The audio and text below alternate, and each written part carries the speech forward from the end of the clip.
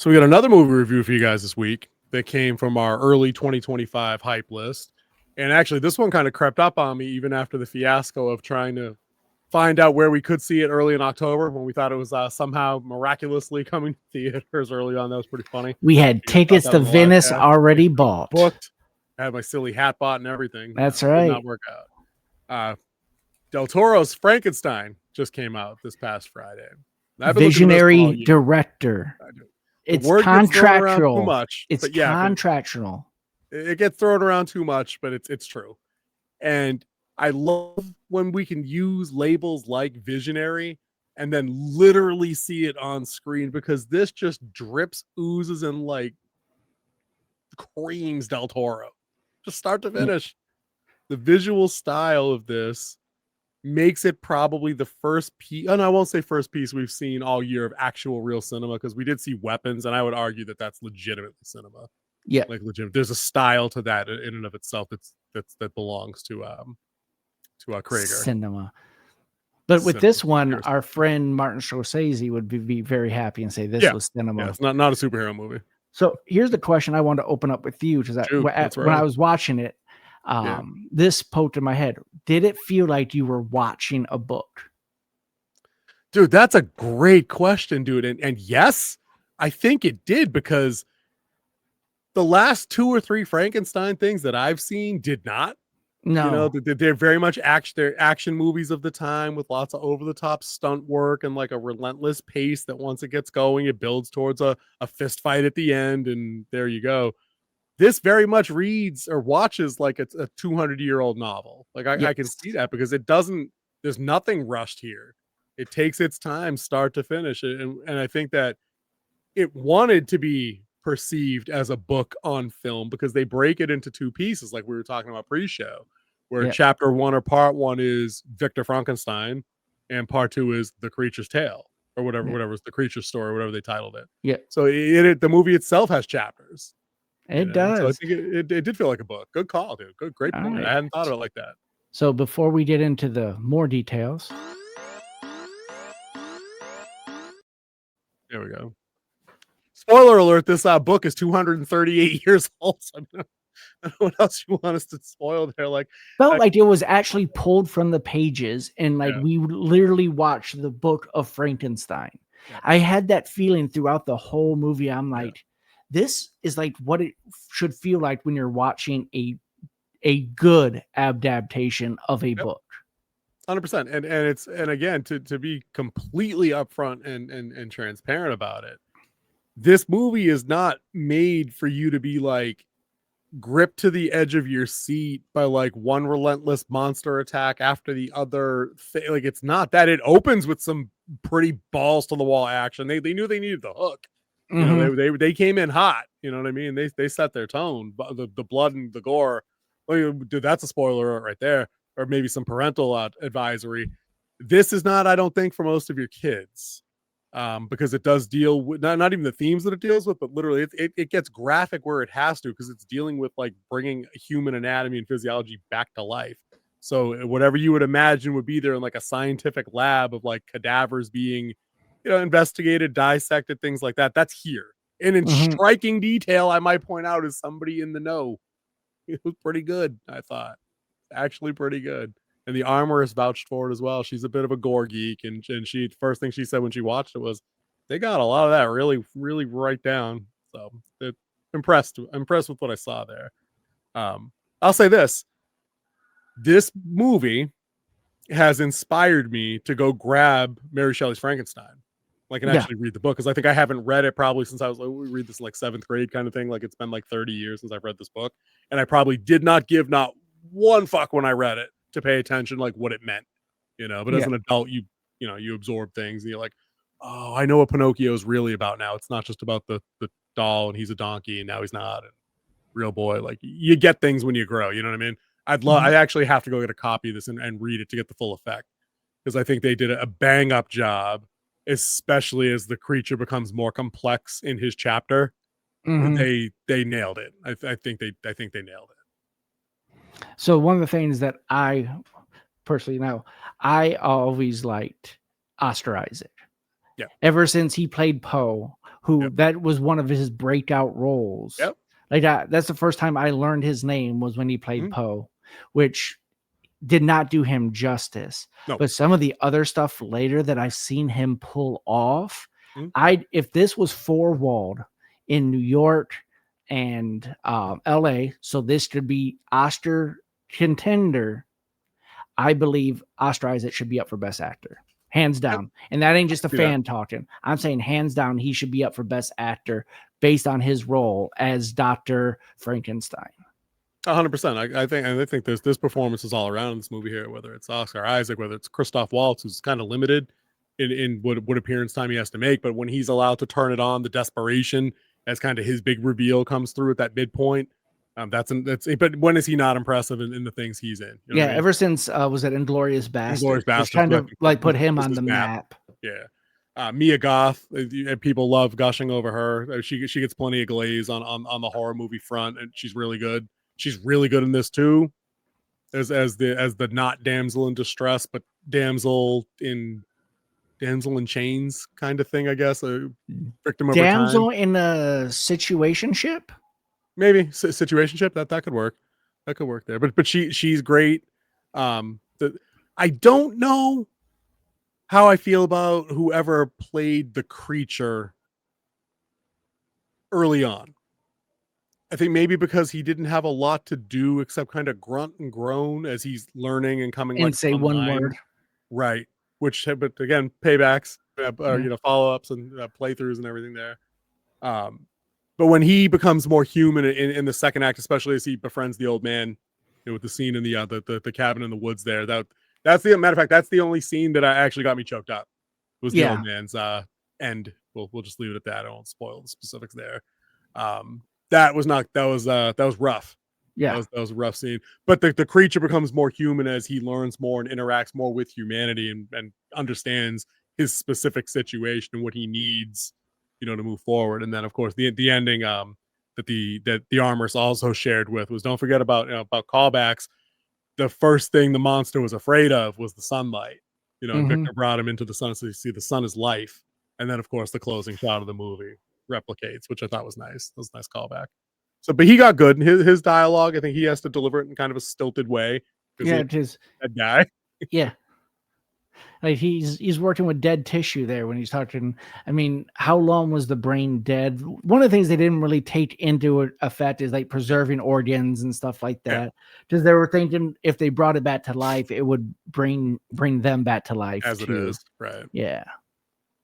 No, I think they touched on a lot of the ethics and the morals of what it would mean to play God or not play God, and what gives you the right. And Victor's brothers, we did the spoiler alert thing, right? We did that. Yep. Victor's brother's last words are, "You're the monster." I'm like, dude, that's some badassery dying out right there. Which is like, what you realize, which he realizes too when he's on his deathbed. Mm-hmm. Which, I guess if I had a criticism of the movie, dude, did you think that whole thing resolved too quickly? Like the monster breaches the ship, like he gets to the cabin, the guys let him in, we're going to stop for story time. And was his telling of the tale just turned Victor around before he passed? I mean, I think it was unburdening yourself before you passing. Yeah, I could see that. Because remember, like he's like, he keep asking for, give me this one grace, create me another. Yeah, create a companion. Yeah. I thought that was, but it's not that I thought that I get that, and that's part of the original story. Just to be clear, like that's not anything that like they did. They're like a weird workaround, like the Mary Shelley's Frankenstein from the '90s. Like that was with De Niro. That was the point of that too. Is like he asked his creator for that, and then needed to seek out vengeance for it. I guess that was enough time spent, because we listened to him tell the tale of like everything that happened to him after the lab accident and what he went through. So maybe he did kind of open Victor up to understanding his plight, and then of course he was dying. He couldn't give him what he wanted. So he just asked for forgiveness, and the creature gave it to him, which was another good little choke up human moment. It's like, he's like, "I forgive you, Father." I'm like, oh, okay. So he just wanted to kick me straight in the emotional nutsack. Nicely done. Yeah.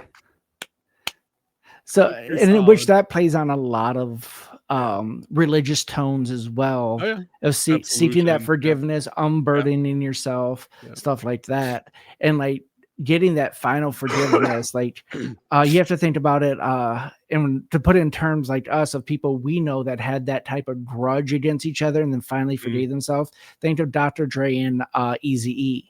Yep. While Eazy was dying, they got together and they forgave each other because life and being human is more important than holding a grudge. Yeah, for sure. For sure. If you don't know, Eazy died of AIDS. Yeah. It was a very high profile case in the 90s when it was coming on the scene. It's funny that we did 2 movies this week and they both involve like family and sibling dynamics. This movie drips with all that stuff too, because Victor's obviously living up to the shadow of his father's reputation of being the world's finest surgeon, so he's got all that pressure put on. Yeah, he got was that a title from it? Yeah, he was given an English title for how good he was. Right, and married into like a wealthy and even wealthier family based on that. Victor's got the deal with his brother, where the brother's obviously the favorite son. He had some mommy issues who died in childbirth, and dad may or may not have done everything he could have done to save Mummy Dearest, which was an interesting little bit of friction there. Victor and Himmler. No, wait, what was the guy's name? Himmler? William. No, Kristoph. No, Kristoph Waltz's character. Oh, Holland or something. I don't remember. Kristoph Waltz. He had there was he was a German baron as well. Right. And actually, Victor got his dad's title. He was a baron. He passed. And I was like, he addresses him as baron the whole movie. And then, of course, Mia Goth has multiple relationships because Kristoph Waltz is her uncle. She's engaged to Victor's brother. She has a brief flirtation with Victor, and then like pours ice water on that real quick. Until Victor pours out his heart, and she's and he's like, "I shouldn't be here. We're good." She's like, "No, keep your stupid butterfly. I'm out. You're my brother-in-law. Yeah, we're cool. That. Get out of my room. Slap. That was a good slap too. Yeah, she might have actually lit him up. He probably told her to, like behind the scenes, he's like, unload on me. I'm good. Just do it. We just do it. It'd be worth it. One take. Well, we're not going to do this all day. We're not going to do it like The Shining. We're not going to have that poor, what was her name? Shelley Long. Like, we're not going to let him sit there and get 83 takes for getting slapped up and just driving her crazy. But yeah, dude, we were talking at the very beginning just about style, and it's like it's nice to see stuff that isn't cookie cutter. And like they don't go to the same bag of tricks. Like this isn't like it's got some lens flare. We know who that is. Like JJ. You know what I'm saying? Or we got some 30 frames. Or we get some 15 frames a second slow mo harvesting. The one thing you did definitely tell that it was Guillermo del Toro, visionary director, is his use of color. Yeah, yes. I'm glad you said that. The way he uses color, like even back in the fish banging movie, he used color really well. Fish banging movie. I didn't see that, but I knew exactly what you meant. Dude, Pan's Labyrinth.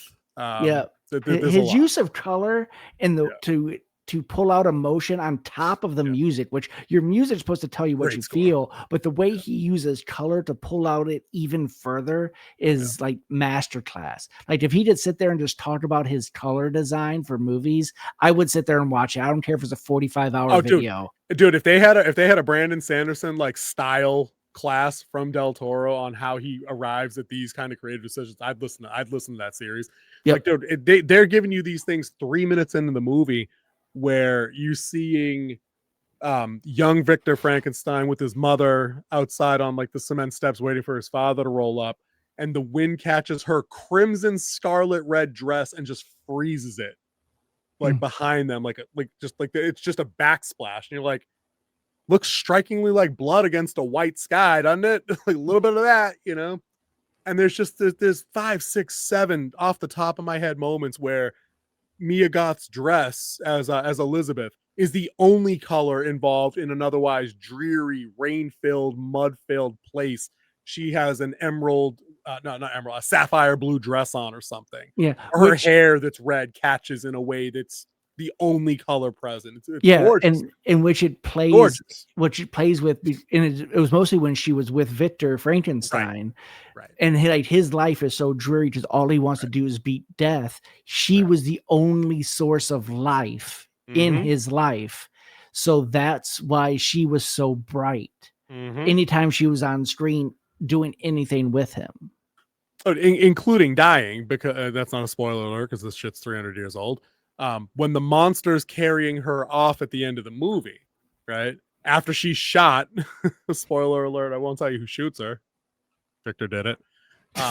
She's in her wedding dress, and again, the red blood bleeding, seeping through the white dress. It's the only color present. Everything else is literally black, gray, and stone as he's carrying her into the mountain crevice where he lays her body down. You know what I mean? Mm-hmm. And you see blood dripping in the snow. And I'm like, dude, everything here is stylized in a way that it's not layered on too thick. It never overstays its welcome. It's not like when you watch like 300 and you got to kick like the heavy bass line and go into some slow-mo and do a camera zoom reverse, whatever you guys call it. No, it's subtle, but you'll remember it for the rest of your life if you paid attention to the movie at all. Yeah. You know, you'll always be moved by what you saw in this movie. You know. So going just straight out there and put it out there, this is hands down the best Frankenstein movie I've ever seen. Dude, definitely say I don't even know if I could dispute that. Yeah. I do not believe that it does it justice being on Netflix. This should be on the big screen to be shared with everybody. Dude, I wonder, and I'm glad you said that because I've been kicking this around in my head for 3 days now, right? If this went to the big screen, I don't know that it does well. And I'm going to tell you why, right? The runtime. I don't know that people are down. Oh, no. Then again, let me shut myself up. People loved Oppenheimer, and that shit was like 7 days long. 3 hours long, yeah. So maybe something stylized like this at 2 hours and 32 minutes does carry maybe probably an older, more mature audience, because the marketing for this, I think, in the limited trailers we saw, I don't think they tried to play this up as like a Twilight kind of movie that was action heavy, even though there was a solid action beat probably every 15-20 minutes, I would say. Whether either action or rise the emotions. Yes, that's what I mean. It did it peak and trough, and then big escalation in the middle with the lab accident, and then giant escalation at the end. You know what I mean? As they go on the hunt. That was a great line too. When the monster says to him, "You only listen to me when I hurt you." Breaks his nose. I'm like, dude, what the fuck just happened, man? Like that shit was crazy. But yeah, I'm glad that I saw this. I'm glad I didn't put this one off at all. I would tell anybody if you're on our channel and you watch us talk about the kind of the junk that we complain about, this ain't that. Like this is actual film. This is cinema. This is a movie. How we often say, when people that are talented are equipped and budgeted to do their jobs, and then they're left alone to create and do their thing, right? You get a good movie. Yeah. You know what you don't get in Frankenstein? You don't get a Vienna that looks like 2025 Los Angeles. It's a bunch of fucking German people walking around. You know what I mean? Like that's what you got. There's no random Asian family in the background. There's no random people in like a wheelchair fun run race because everybody's got to be included. Like, no, they told a period piece, and that's okay. It's okay to do that. Like I said, 1832, this is right. set in. I'm just saying, you know. So I think that they and when you're Del Toro, you've got like FU ability to be like, I'm gonna make this movie. This is what I'm doing. I mean, he made the Fishbanger movie, like you said. He had zero fucks to give about checking boxes off on a casting call. So there's none of that in this movie either. You know, like Mia Goth is not like some boss babe bitch. Like she knows her position in life sucks. Like she's aware of that, but she's also aware that she has limited ability to wiggle out of certain obligations to, you know, marry into a better family, or that she what her role is in her family. Right. You know what I'm saying? At that time, I'm not saying it's right. I'm not saying it's wrong. It is what is true to 1832 whatever Vienna. Right. Saying that's just how it was. But she had her wiggle room, and she BTFO'd Victor on several occasions and called his bluffs and called out his cheap moves. Hell of a slap.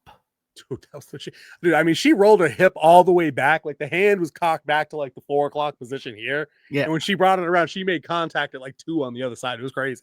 Yeah. She blew him up. Yeah. He won't have taste in his mouth for at least a week. No. It's been slapped clean out. It's probably on the floor somewhere. They probably had to stop the set. All right, hold it. Lock everything down for a minute. We got to find Oscar's taste. It's over there. It's over there. For sure. But I'm glad we watched this. That the armorist, I just throw in the opinion there. She said a lot like what you said. Clean sweep for like awards, do performances, set design, sound design, writing, direct, all that stuff. She said the same thing. Costume design. She watches a lot of movies offline in different genres, but they butt against what we watch a lot of too. This is what she had said the same thing. This is the best movie she's seen in 2025, hands down. Yeah, it's not hands down. That's what she said. Hands down, it's the best she saw. Did the Oracle watch Frankenstein with you? She did. She said that it definitely picked up in the second half. She thought the first half was a little slow, but this really picked up in the second half. She did like how they did the two stories, the two different stories, two different chapters, changing your point of view. I love movies where they change your point of view. That's just me. They even have a movie called Point of View where they change it like 6 times over the same event. Might be excessive, but I get the vibe. I understand what you're saying. Yeah. So I like change of point of views. I mean, they did it in weapons as well. Like you said, that stylized type thing. They change point of views and they start at a certain point from the last point of view and then moved it along. Right. Point of view, it starts from the same point, just from the different point of view of the same event. Yeah, I think that the first chapter, the Victor chapter, was definitely slower, but I think they did a couple of really smart things. Starting in media res, where they were already on the hunt, where the monster was already pursuing Victor on the ice, so we can introduce the Danish ship. You're like, what the hell? Who are all these dudes? What's going on here? And 6 dudes die in like the first 3 minutes. You're like, whoa, is it that movie? Like, what's going on? And then it slows down and it gets into story mode, and then it jumps back to when Victor's like 8. And you know what I mean? And then it's got to go forward. And that's the other part where it made it feel like a book to me, because I've listened to a lot of books where it starts off and then it's a narration of what happened before. Like the main character is narrating his story. Sometimes you have unreliable narrator. Sometimes you have a reliable narrator. It depends on what story you listen to. One of the ones right off the top of my head is Name of the Wind by Patrick Rothfuss. It starts off, there's an event, and then the rest of it is him dictating his story to a guy named Chronicler at his bar and explaining his past. Yeah. So I think that was a good decision here for them to do that, because it gets you right out of the gate, out of any kind of criticism of it starts slow, because they give you enough. They give you a quick fix of like the adrenaline bump, and you're like, dude, the creature just like pushed the boat hard enough to like shake the deck and like knock dudes down. Almost capsized it. Almost tipped it. Like he's not fucking. He's Frankenstein. He ain't fucking around.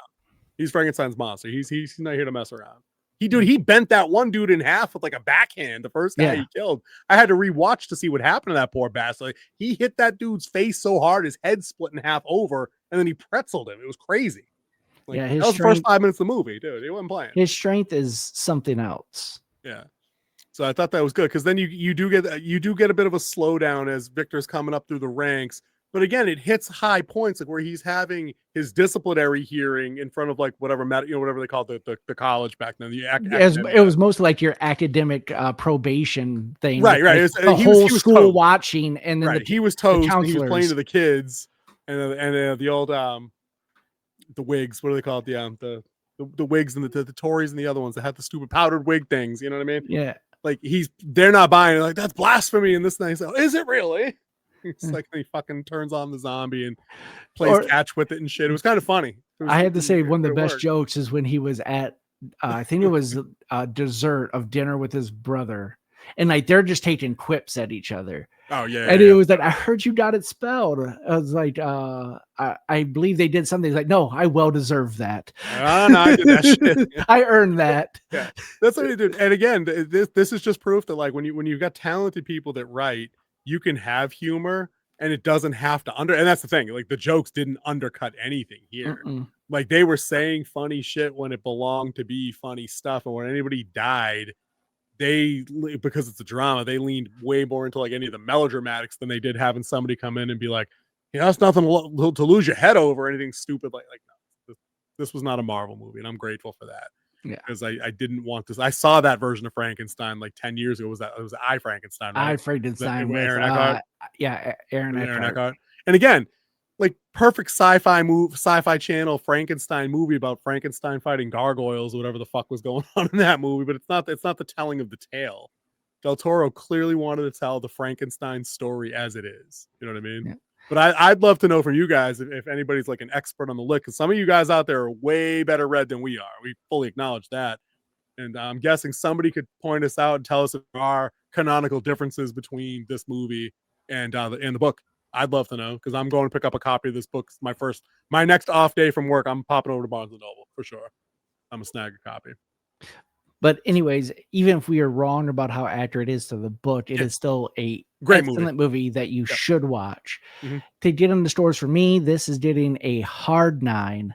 It's right up there with some of the top ones I would ever rate. Of course, it's not perfect. There rarely are. I think I only have 3 10s in my whole movie repertoire, but it is a hard 9. I think I'm also going to sit in with 9, because I'm kind of with the Oracle on this one. I can see where it did drag in places in that first block. The second block is probably perfect. Like when the creature's doing creature stuff, like I said, the old man in the woods, the wolf battle, the escape, the pursuit, the hunt to to William's wedding. Dude, that whole sequence was pretty savage. I like that. There were just some down parts as Victor's got to put everything together and build into getting the lab together, and the trials and tribulations, the fun and games, you call it. Sometimes they're a little dry, but there's nothing wrong with performances, set design, costuming, any of that stuff. Easiest 9 I've ever given to a movie ever. Yeah, easy 9. This should clean up at the Golden Globes because it's not eligible for an Oscar, I do believe, but it will be eligible at the Golden Globes. Somebody need to win something. Yeah, whether it's Oscar Isaac or Del Toro himself, or I mean, do you give Mia Goth like a best supporting thing? Like, was she? I mean, actually, she would be a main actress. Right? Yeah, she was female lead. There for supporting actress, you would go with the mother. I think the mother would be a supporting actress. Was she in it? She was only in it for like 3 minutes. Yeah, though. Is that what I'm saying? But that's why she would be a supporting role. Then she would be a main. Yeah, dude. Yeah, no, great movie. I'm glad it came out, and we'll make it. It'll be this year. It'll be on this year's end of year, wrap up and review and things like that. It was like probably the best thing I saw for sure. It was probably Weapons for as much crap as I gave that until this came out. Yeah. Because we've already made the distinction. We're not counting, and I don't know that you would have put it ahead of it anyway, but for me, KPDH is still my favorite thing that I've seen this year. Demon Hunters is still overwhelmingly my favorite thing that I've seen. But because it's animated and these two are live action, we're kind of keeping them separate. And cool. That one goes more into a fun set than it is like for its cinematography, movie making ability. It's just a great fun movie to watch. Yeah, I don't know. I don't see that's the thing. I don't know so much that Shoulders. I don't know so much. Was Frankenstein fun to watch? It wasn't a drag. No. But it's like it wasn't fun because it was so morose at points. It was was it melancholy? Yeah, like it just pulls those emotions out of you. Like it's a good movie to watch because it makes you feel something. Right. There's like a few bright spots to it, like where with the sunlight thing, with there were flowers at one point that they were exchanged that were kind of a bright point. Watching the creature play in water after he comes alive and he's flipping leaves and sailing leaves like a child would do. I'm like, okay, there's some bright parts here. Even Victor's first exchange with him when he actually behaves something like a parent and not some piece of shit that was going to exploit him. Yeah. There was some bright spots there, but like literally the entire cast of characters dies by the end of the movie, and most of them die horrific. Dude, they die horrifically, except Victor's the only one that doesn't die horrifically. That's kind of some bullshit. We don't know what he died of. All you know is he's coughing up blood. Dude, all I know is they gave him 3 bottles of laudanum, so he's probably all right. Okay, yeah. His brother, not all right. Mia Goth, not all right. Kristoph Waltz, not all right. Just saying. All those dudes who got hanged so they could get body parts, not all right. It was people being hanged and then dead soldiers. Which not all right. Not all right. The fun. Now, see again, proper humor is is Victor telling the one guy that's condemned, be glad they're hanging you now. You'd have been dead next month. After he sniffs his breath and sees his teeth are all jacked up and shit. Yeah. Like that's pretty funny. It's bleak as fuck. Don't get me wrong, but it was kind of funny. Gallows humor. Gallows, dude, literally, there was a gallows behind the guy. Yeah. Gallows humor is something that this country is missing. Ever since we stopped hanging people, it's been downhill since then. Hey-oh. Right. I guess so. All right, so we're leaving Frankenstein with a 9 apiece. We got hard 9s. Here we go. Pair of 9s. Frankenstein. Good job, Guillermo del Toro. This one rocked. I can't wait to see what this guy does next. I feel like he never misses. Never misses. Just let this dude cook. There's like 3-4 dudes out there that we would say 3-4 directors. I'd say that dude. He's one of them. Let him cook. There's some who we used to say to say that with, but I think they've lost that right. Like it's time for them to retire out of the kitchen. Looking at you, Ridley Scott. Throwing it out there. Porking my Alien series. It's just saying. But anyway, all right, let's get out of here, dude. I gotta go take some cough syrup or All something. right. Do remember, we do have FrostCast every Wednesday at 9 p.m. We are having our membership program is alive and well. It's a cheap $2. $2. Oh, we gotta get the clip. We gotta get that clip. The paper. Better Off Dead. Better Off Dead. Why are we just not reviewing Better Off Dead? And then we just get the clip. That's a Christmas movie. We gotta do it during Christmas. All right, we'll do it. Ski to K-12, bitches. That's right. Go that way really, really fast. Something gets in your way, turn. But anyways, we are having a special for our first 10 members. We have 4 right now. So if you become one of the 10, you will get a special gift. Yes, these gifts are real. They will happen. They should be on my doorstep within the next week, pending Veterans Day. So hopefully I will be able to have them out in the mail for our members. So go ahead and sign up. You have to be one of the original 10 who sign up. Gifted memberships do not count. All right. So thank you very much. You guys have a great evening. Great talking with you. And we'll see you in the next one. There it is.